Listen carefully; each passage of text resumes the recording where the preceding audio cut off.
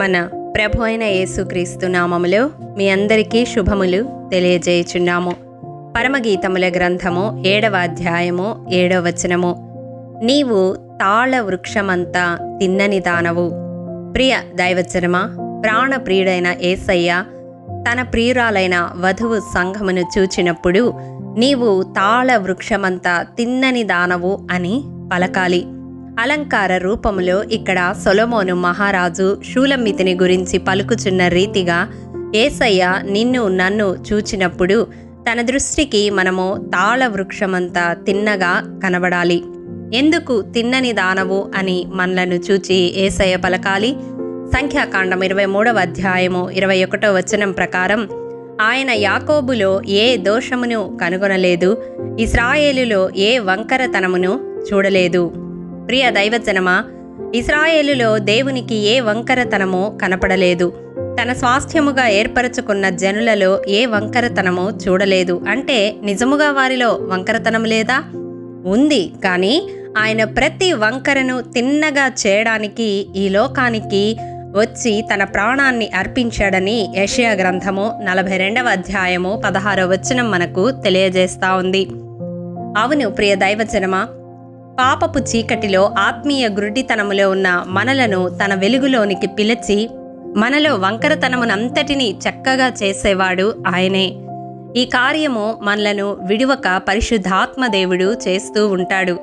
మరి మనము ఏ విషయాల్లో వంకరగా ఉండకూడదో తెలుసుకుందాము. పరిశుద్ధాత్మ దేవునికి మనలను మనము అప్పగించుకొని సరిచేసుకుందాము. మొదటగా యోబు గ్రంథము 11వ అధ్యాయము 13, 14, 15 వచనాల ప్రకారం మన మనస్సును తిన్నగా నిలిపేవారముగా ఉండాలి. ప్రియ దైవజనమా, మన మనస్సు 2 తలంపులతో ఉండకూడదు. దేవుని వైపు తిన్నగా నిలపాలి. రాజులు మొదటి గ్రంథం 18వ అధ్యాయం 21వ వచనములో ఏలియా జనులందరి దగ్గరకు వచ్చి, ఎన్నాళ్ల మట్టుకు మీరు 2 తలంపుల మధ్య తడబడుచుందురు? యెహోవా దేవుడైతే ఆయన్ని అనుసరించుడి, బయలు దేవుడైతే వారిని అనుసరించుడని ప్రకటన చేస్తాడు. ప్రియ దైవజనమా, ఉంటే తిన్నగా దేవునిలో నిలవాలి, లేదా లోకంలో నిలవాలి.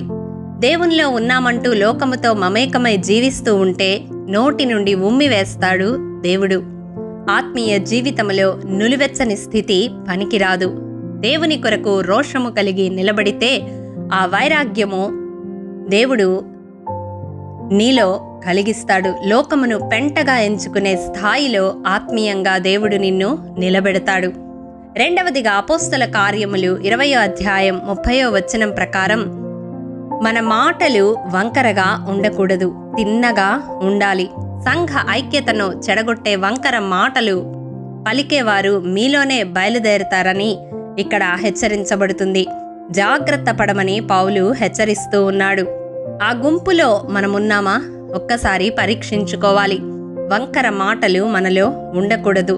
ప్రతి మనుష్యునికి ఎలాగూ ప్రత్యుత్తరం ఇయ్యవలనో అది మీరు తెలుసుకొనుటకై మీ సంభాషణ ఉప్పు వేసినట్టు ఎల్లప్పుడూ రుచిగలదిగాను కృపాసహితముగాను ఉండనీయుడి అని కొలస్సీలకు రాసిన పత్రిక 4వ అధ్యాయము 6వ వచనం తెలియజేస్తా ఉంది. కాబట్టి మన మాటలు తిన్నగా ఉండాలి. మూడవదిగా సామెతల గ్రంథము 4వ అధ్యాయము 25వ వచనం ప్రకారం మన చూపు తిన్నగా ఉండాలి. దేవుని వైపే చూస్తూ స్థిరమైన ఆత్మీయ యాత్ర కొనసాగించాలి.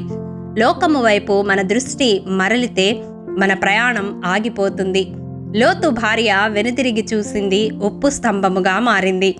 ఇశ్రాయేలీయుల అరణ్య యాత్రలో వారి తలంపులలో ఐగుప్తు వైపు దృష్టి మరలగానే తెగులుతో సంహరించబడ్డారు. కనాను చేరలేదు. దీనా కన్నులు షెకెము దేశ కుమార్తెలను చూడగోరాయి.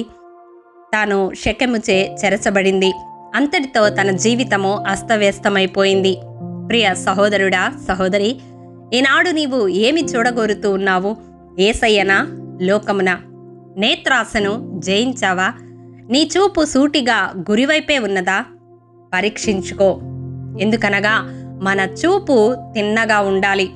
4వదిగా పేతురు రాసిన 2వ పత్రిక 2వ అధ్యాయం 15వ వచనములో తిన్నని మార్గమును విడిచి బెయేరు కుమారుడైన బిలాము పోయిన మార్గమును బట్టి త్రోవ తప్పిపోయిరి అని వ్రాయబడి ఉన్నట్లుగా మన మార్గములు తిన్నగా ఉండాలి, కానీ వంకర త్రోవలో నడిచేవారముగా మనం ఉండకూడదు. వంకర త్రోవలో నడిచేవారు కుటిల వర్తనలని సామెతల గ్రంథం 2వ అధ్యాయంలో చూస్తాము. యెషయా గ్రంథం 59వ అధ్యాయం 8వ వచనం ప్రకారం వంకర త్రోవలో నడుచువాడు ఎన్నడూ శాంతి నొందడని వాక్యము తెలియజేస్తా ఉంది. ప్రియ దైవజనమా, మనము దేవుని వెంబడించడానికి నిర్ణయించుకొని ఆయన మార్గములో నడిచేటప్పుడు తిన్నగా గురి యొద్దకే వెళ్ళాలి. మధ్యలో మార్గము తప్పిపోకూడదు. వేటి కొరకు కూడా మనము వెనుదిరగకూడదు. వెనుదిరిగే స్వభావం మనలో ఉన్నదంటే ప్రాచీన స్వభావమును ఇంకా మనము విడిచిపెట్టలేదని. కాబట్టి ప్రియ దైవజనమా, ఈ దినం ఈ వాక్యము ద్వారా దేవుడు మన హృదయాలను సంధిస్తూ ఉండగా మన ఆత్మీయ జీవితాన్ని సరిచేసుకుందాము. వరుడైన క్రీస్తు మన కొరకు రానయ్యున్నాడు. ఆయన మనలను చూచినప్పుడు మన ఆత్మీయ జీవితము తిన్నగా ఉండాలి. ఏ వంకరతనము ఆయనకు మనలో కనబడకూడదు. మన మనస్సు తిన్నగా దేవుని వైపు నిలపాలి. 2 తలంపుల మధ్య ఊగిసలాడే జీవితానికి స్వస్తి పలకాలి. మన మాటలు తిన్నగా ఉండాలి. ఐక్యత పెంచేవిగా, సమాధానపరిచేవిగా, కృపాసహితముగా ఉండాలి. మన చూపు తిన్నగా ఉండాలి. నేత్రాశను జయించాలి. మన మార్గములు తిన్నగా ఉండాలి. ప్రాచీన స్వభావము వైపు మరలకూడదు. సూటిగా గురియొద్దకే పరిగెత్తేవారముగా ఉండాలి. అటి కృప దేవాది దేవుడు మనందరికీ అనుగ్రహించునుగాక. ఆమేన్. ప్రేమ నమ్మకము కలిగిన మా ప్రియ పరలోకపు తండ్రి, నీ పరిశుద్ధ పాదములకు వందనములు దేవా. విత్తబడిన వాక్యమును మా హృదయాలలో నూరంతలుగా ఫలింపచేయండి తండ్రి. నీవు మమ్ములను చూచినప్పుడు మా ఆత్మీయ జీవితము నీ ఎదుట తిన్నగా ఉండునట్లు దేవా, మా మనస్సును తిన్నగా నీ వైపు నిలిపే కృపను మాకు అనుగ్రహించండి. మా మాటలు తిన్నగా, మా మార్గములు తిన్నగా, మా చూపులు తిన్నగా ఉండునట్లు నీ ఆత్మ సహాయమును మాకు దయచేసి మా ఆత్మీయ పోరాటమును తిన్నగా ముగించడానికి మీ కృపను మాలో ప్రతి ఒక్కరికి దయచేయమని యేసు అతి పరిశుద్ధ నామం పేరట అడిగి పొందుకొని ఉన్నాము తండ్రి. ఆమేన్. ప్రియ దైవజనమా, అనుదినము షారోన్ మన్నా ద్వారా అడగబడుచున్న బైబిల్ క్విజ్ ప్రశ్నలకు సమాధానములు ప్రతి నెల మొదటి వారము కామెంట్ బాక్స్లో పోస్ట్ చేయబడతాయి.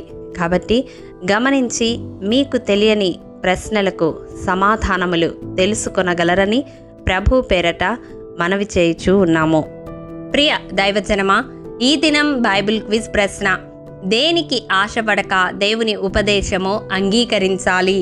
ప్రియ దైవజనమా, ఈ దినము జన్మదినము, వివాహ దినము జరుపుకుంటున్న వారికి షారోన్ గ్రూప్ తరపున హృదయపూర్వక శుభాకాంక్షలు తెలియజేయుచూ ఉన్నాము. దేవుడు శ్రేయస్కరమైన ఆశీర్వాదములతో ఈ సంవత్సరాది నుండి సంవత్సరాంతము వరకు మిమ్ములను నింపాలని ప్రార్థిస్తూ ఉన్నాము. ఆమేన్.